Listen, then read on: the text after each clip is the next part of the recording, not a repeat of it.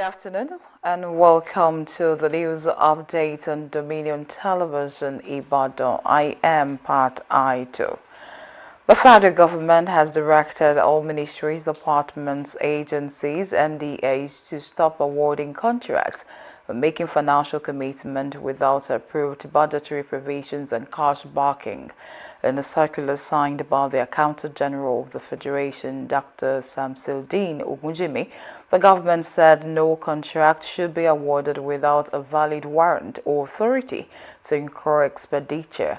It warned that contracts awarded without adequate funding violate procurement and anti-corruption laws. The government also directed MDAs to submit annual and quarterly cash plans, prioritize projects based on national objectives, and ensure all financial commitments remain within approved budgetary allocations to improve transparency and effective budget implementation. The presidency has defended the economic reforms of President Bola Tinubu, accusing African Democratic Congress ADC presidential candidate Atiku Abubakar of relying on outdated figures to criticize the administration's policies. In a statement, the President's Special Advisor on Information and Strategy, Bayo Onanuga, said Atiku's claims on excessive borrowing, fuel subsidy savings, and fiscal management were not reflective of current economic realities, maintained that economic reforms are long-term processes whose impact should be assessed using up-to-date data. Onanuga also argued that Nigeria's debt remains sustainable, noting that the country's debt to GDP ratio is about 40%, while the debt service to revenue ratio has fallen from nearly 100% in 2022 to less than 60% under the current administration. The senior advocates of Nigeria, SAN, have backed the Supreme Court's directive stopping lawyers from using barrister as a prefix to their names in official communications, describing it as a reaffirmation of existing professional standards rather than a new rule. The directive, issued by the Chief Registrar of the Supreme Court on the instruction of the Chief Justice of Nigeria, Justice Kudirat Kekereekun, requires lawyers, court officials, and litigation staff to immediately stop using the title in official correspondence, records, and identity materials. Legal experts said barrister refers to a lawyer's professional qualification, not a formal title. They noted that Nigerian lawyers are admitted as barristers and solicitors of the Supreme Court of Nigeria, adding that the accepted professional practice is to use Esquire after a lawyer's name to uphold professionalism and ethical standards.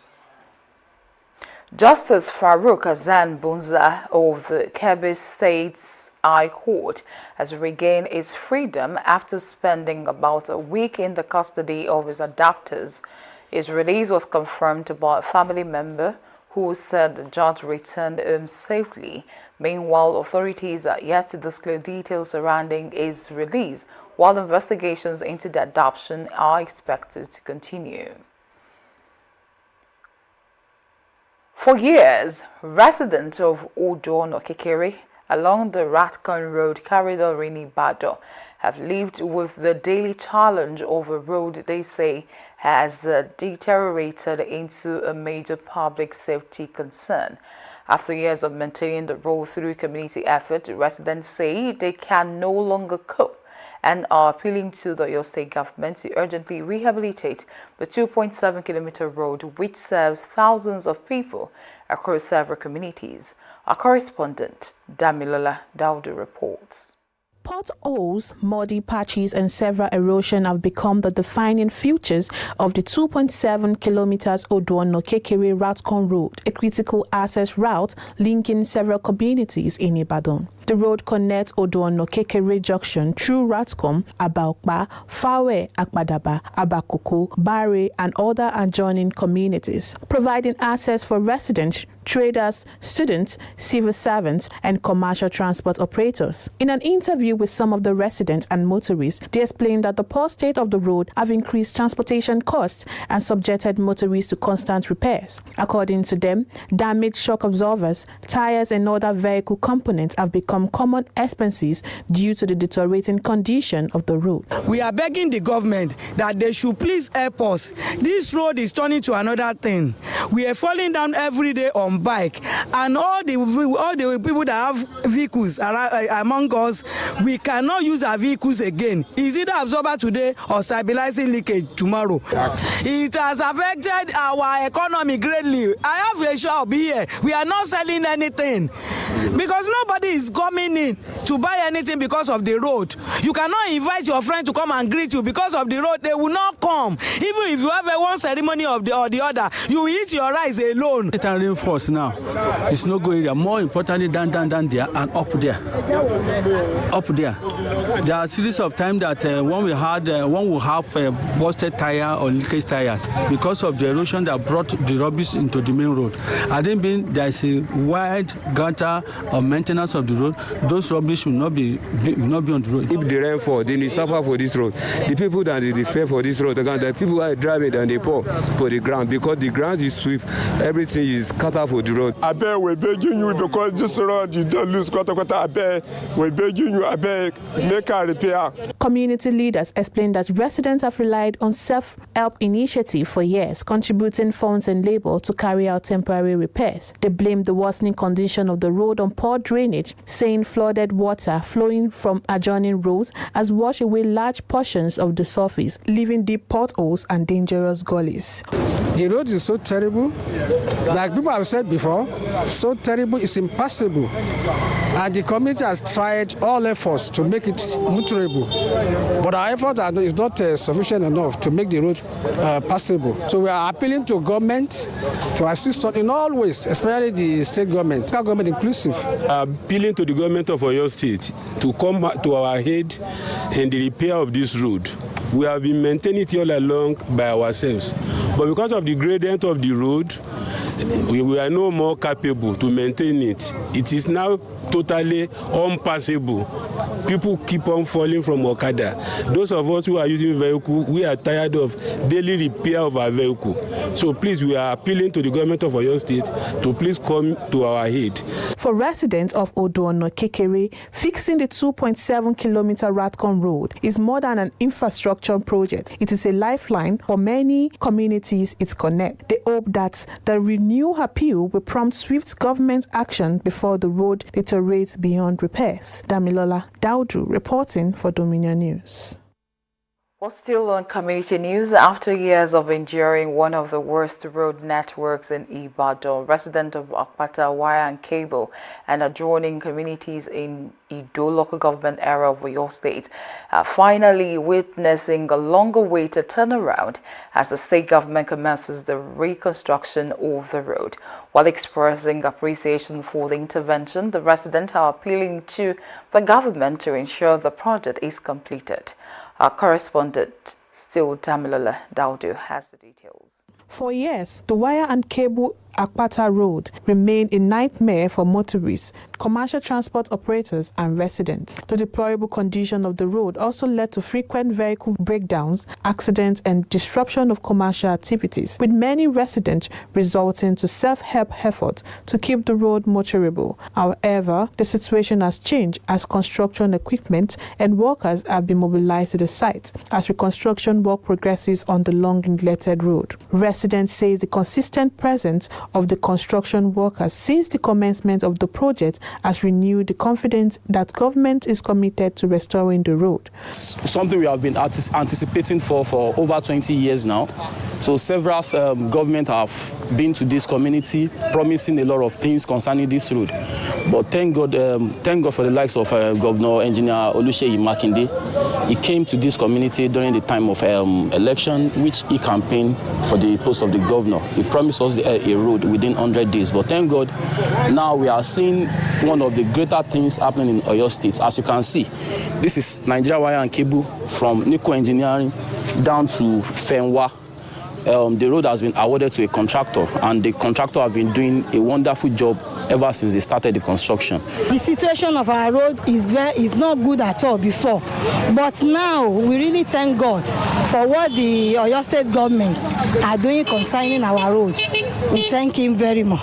Because this place is terrible before, but now we thank God for everything they are doing for us. Beyond celebrating the reconstruction, members of the community, including the Secretary of the Development Association, Pastor Olaoluwa Oyeniro, also draw the government's attention to another issue they describe as a major security threat. According to him, an abandoned and dilapidated building located along the road has become a hideout for suspected criminals. They appeal to the relevant authorities to investigate the property and take necessary action to prevent criminal activities in the area. If you look at this particular building, we have been going to Ministry of Environment that they should come and pull down the structure because it is very, very dangerous for the community.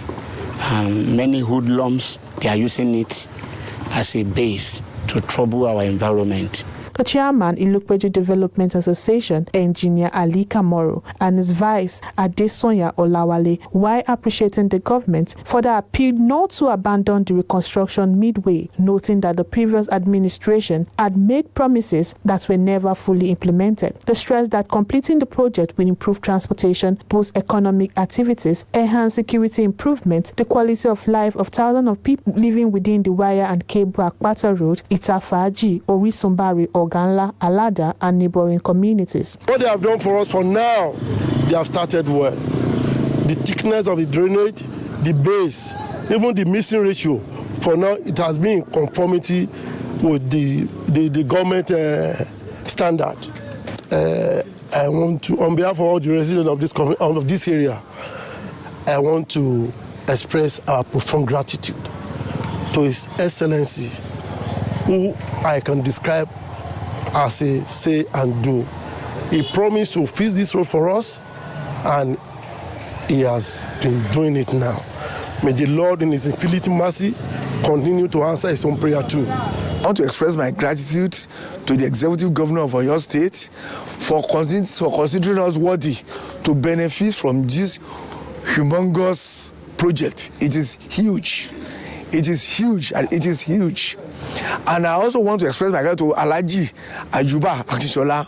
Residents say the commencement of the reconstruction has restored hope after years of neglect. They, however, maintain that the success of the intervention will be measured not only by the completion of the road, but also by the government's response to the security concerns surrounding the abandoned building, which they believe remain a threat to lives and property. Damilola Daudu reporting for Dominion News. On the foreign scene, a 5.5 magnitude earthquake has struck eastern Egypt, shaking Bardi buildings across Cairo and surrounding areas, according to the National Research Institute of Astronomy and Geophysics. Following the earthquake, Health Minister Khalid Abdul Ghaffar ordered the nationwide activation of emergency response plans and placed ambulance services on high alert. Authorities, however, said there were no immediate reports of death, injuries, or major structural damage. The Egyptian Red Crescent has advised residents to avoid old and weakened buildings while safety assessments continues. U.S. President Donald Trump says fresh negotiation with Iran will begin on Monday after he suspended what he described as a planned massive military strike against the country. Speaking aboard Air Force One, Trump said the decision followed appeals from Iran and key Middle East allies, adding that subsequent discussions will focus on the Strait of Hormuz and Iran's nuclear program.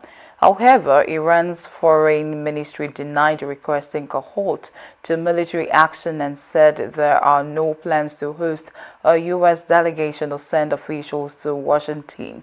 Meanwhile, the announcement has eased tensions in global energy markets, with oil prices falling by more than 4% in Asian trading.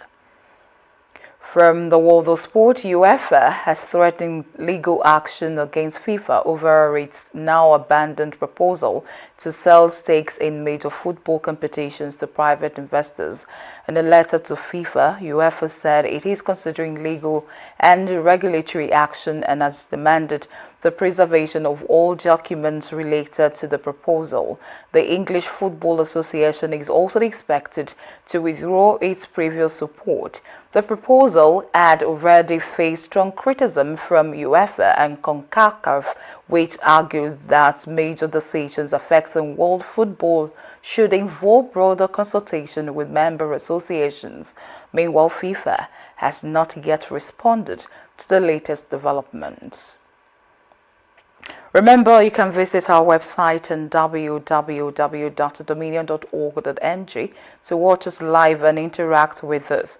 You can also follow us across all our social media platforms: Facebook, Instagram, TikTok, YouTube, and LinkedIn at Dominion Broadcast, and on X at DominionCast. And that ends the news update at 12 on Dominion Television. I am Pat Aito. Thank you so much for watching. Good afternoon.